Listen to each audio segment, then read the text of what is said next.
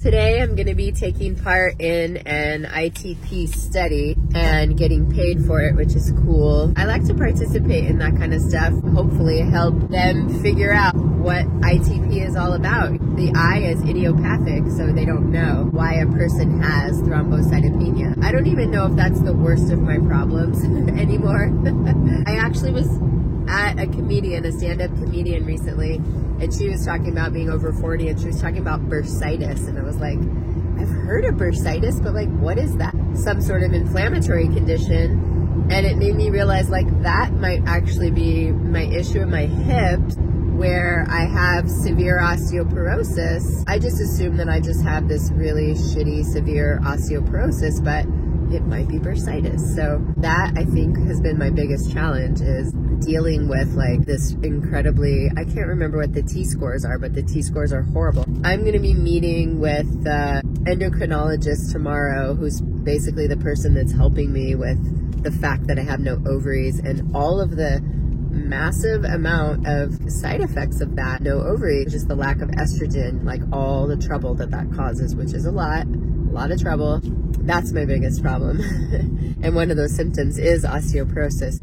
I am going to lie to him, or at least some form of lie, because I'm going to tell him that I have been taking the Fosamax. Well, I'm not sure what I'm going to say yet, but I have not been taking the Fosamax, which is a bisphosphonate for osteoporosis, and naturopathic medical doctor was just saying, like, don't take that. It's going to cause so many problems. See if you can address it these other ways. So I've been trying to do that. And I don't want this guy to like stop consulting with me if he finds out that I'm like not doing what he told me to do. He might be like, well, what can I do for you if you're not going to do what I'm recommending you do? I'm not sure how I'm going to handle that yet, but I want to still have him run the labs for me. They check the collagen, the cholesterol. I don't even know what all those things point to, but I do know that like with the removal of estrogen, the incidence of cardiovascular problems increases, and anyone that had radiation over their heart, breast cancer, and removal of ovaries, it's just like the cardiovascular disease risk is higher than your average bear, and that's already like high for women. I feel like I need somebody on my team that is looking at those things. The doctors don't just want to test you for tons of stuff. Whatever their reasons are, usually it's cost, I imagine, but I like having a team of doctors, ones that will order different tests for me for different reasons. And the other thing that I'm going to try, I haven't tried this yet with my platelets. So when I was diagnosed with ITP, thrombocytopenia, low platelets, that was in 2019. Then I got my ovaries out in 2020, and now it's 24. I tried traditional Chinese medicine, and I tried this naturopathic medical doctor who's the one that like does the Dutch test and stuff like that, who's helping me keep cancer away, hopefully. And I've spent thousands on. It's out of pocket. None of that is covered. The last time I went and saw the naturopathic medical doctor, it was like $500 just to talk to her. The Dutch test is $300 or $400. I don't have that kind of money to just like shell out hundreds of dollars in lots of directions. When I went to her, I know it's been a couple of years, I was like, okay, let's see if she can help me with my platelets. Well, she's helping me with other things, right? With osteoporosis, she's helping me with all the problems of not having, this head cold, of not having my ovaries, but this issue of my platelets has still not been resolved. My hematologist is not concerned because like my lymphocytes on the complete blood count, the regular like CBC blood draw that I get pretty much weekly. I was asking him, and it took him so long to tell me, because I was like, what do you look for to see if a person has lymphoma? Because that's been my fear, lymphoma, because I have like lymphedema. I go to somebody for that, lymphedema massage. I don't know if it's helping, but I do it anyway. Hi, neighbor. I need to go get on this ITP study to answer questions and whatever, do that interview. My biggest problem was, is my brain is Swiss cheese. Oh, that's what it is. I did the traditional Chinese medicine, and then I went to this naturopathic medical doctor with the hope of trying to resolve my platelet issue. That hasn't happened, and other things have been addressed, right? She's helping me in other ways, and we're doing the Dutch test, making sure that the hormones are not crazy high. I haven't tried Ayurvedic medicine specific for this platelet issue. So did just set up a consultation for that. This will be my third avenue to go down to try to resolve the platelet issue. Ayurvedic medicine is really good at getting to the root, the root of problems. It doesn't really address symptoms. Western medicine, Western allopathic medicine, I think is really good at addressing symptoms. Like, have a headache, take a Tylenol. Sprained your ankle, do ice packs or whatever. Just, it's like for dealing with acute problems. And Ayurvedic, which is an old Indian medicine, it's been around for thousands of years. It's really good at addressing root issues. It looks at imbalances in your body, and it will ascribe to you what your dosha is, and you have like the dosha that you're born with, and then we develop these things over time as well. You know, you might be too phlegmy, or you might have too much heat, you know, like that. It addresses those kinds of things. So it's definitely like a longer perspective, something that you have to work on for like a long time and address like what the underlying root causes are. Well, that makes so much more sense than just like band-aiding up whatever the issues are with the pharmaceuticals, the way the Western allopathic model works. Sometimes we need that, but maybe there's some like root issues in my blood that we can look at and address through some herbal remedies like that. I think that like when a person gets cancer, you have to deal with it hard and heavy and fast. Like, you gotta just get rid of the cancer however you can. I think allopathic medicine is great for that. And then once you've done whatever you're gonna do, whether it's surgery or, you know, chemo, radiation, all that, then I think you can address with the longer term complementary therapies that help you get at some of those root conditions. Like, what is the root condition that had cancer proliferate in your body? I don't think it's just physical and physiological components, which is another thing about allopathic medicine. There's the emotional, spiritual, mental components of our lives. You know, we're these like holistic beings made up of many things. You know, we're not just like this body, like a car going through the world. We're complex. That's what I love about Ayurvedic medicine and Chinese medicine. I think Chinese medicine's awesome.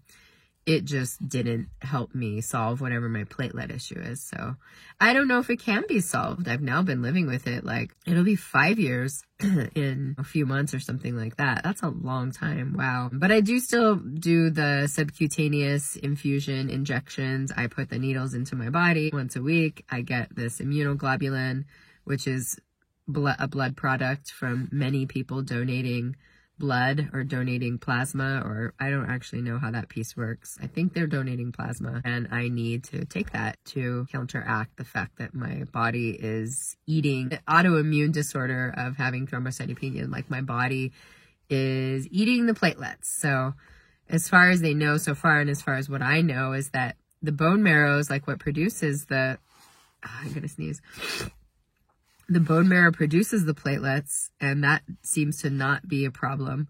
But then the spleen is consuming the platelets. So ITP is like either a problem of the spleen eating, you know, the autoimmune disorder piece where the spleen is eating the platelets, or the bone marrow piece where the bone marrow is not producing the platelets. So pretty sure it's a spleen problem. So I just had an ultrasound of my whole stomach area. I've had, you know, everything else. I've had CTs and MRIs, and I was made aware that in one of the lobes of the liver, I had a cyst that was there. The cyst was there on one imaging, and then it was there on another, and it hadn't grown. So there's like no concern about that. And from what I know, cysts appear and disappear, or appear and stay and don't grow on the liver, on the ovary, probably other places as well. So ultrasounded all the way from my backside, my stomach, looking at kidneys, looking at everything, liver, spleen, pancreas, stomach. And I'm a little nervous about it, especially because I've been feeling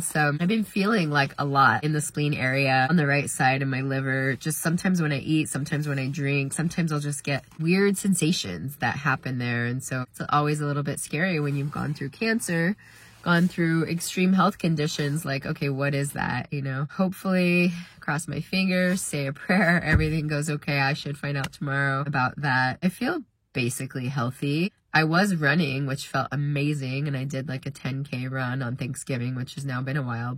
And then I read like, if you have osteoporosis, running is not good for you. You know, running on a flat surface makes me so mad. I mean, to like find something physical when your energy is low that feels really good, that you can like sink your teeth into, and then to be told like, okay, that's not good for you. Like, when is running not good for you? When is being a healthy person not good for you? You know, I can't really run right now because the hip pain is like, it's severe enough. And then when I do run, it just gets worse. And then I'm like on a heating pad the whole time. So I am working out at the gym, strength training, and I'm feeling really good about that. Although that like exacerbates the lymphedema. So I've got all this like flesh.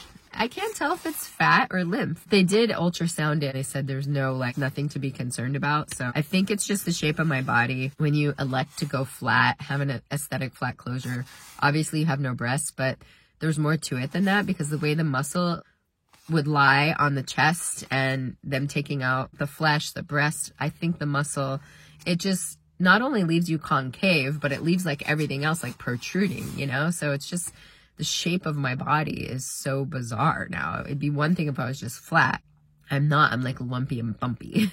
It's just crazy, you know, the lymphedema. But I am supposed to wear like a workout bra.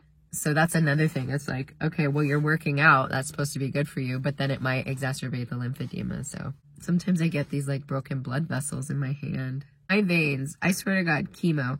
I hope they come up with something else besides chemo that doesn't nearly kill. I know it does kill people sometimes, but chemo I think is just horrible. It's just so bad. Like, there's so much backlash and fallout from going through chemo. I think I'm still paying the price. I think that's my whole platelet issue. I haven't gone through that. So I hope that over time some of this cancer research can allow us to not have to go through chemo. I'm doing my best to be healthy.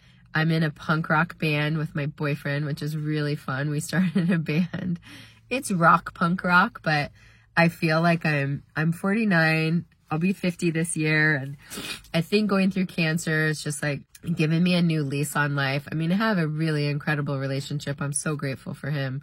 We've been together almost a year to this day. And I just feel like I've been given a new life, you know, after going through so much hard shit. 7 years at the end of 24. Wow. I'll be a 7-year survivor in October of 24. I feel so grateful. I feel like I've been given pretty much the best relationship that I've ever had and that I could have, that I could ask for.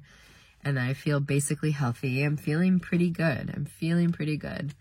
But I do have to deal with maybe some of it's just getting older. That's what my therapist said. She's just like, a lot of people think, they're like, oh, when I was 30, I used to just go blah, blah, blah, and I would like lose weight. Well, I have this gut now that I hate. I never had any kind of gut situation. And it's like, oh, thank you getting my ovaries out. Now I have a gut. And like, the gut doesn't come off as easy as it used to. She's like, I have a client who's in her 70s who's like, when I was 30, I used to be able to just like do whatever and like lose weight. And she's like, you're not 30 anymore.